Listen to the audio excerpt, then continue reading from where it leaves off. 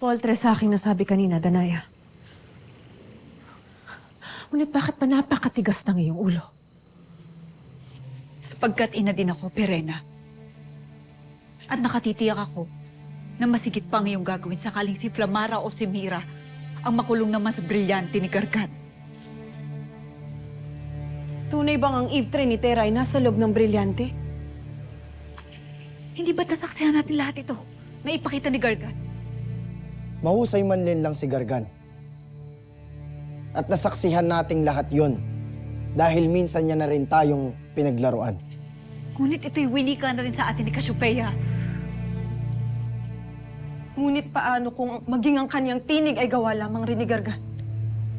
Pati ang mga ipinakita niya sa atin. Paano kung ang lahat ng ito ay isang palabas lamang?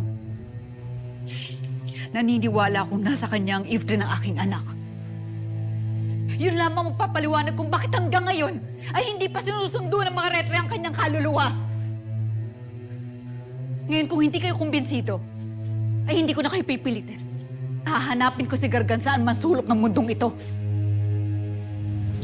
Danaya,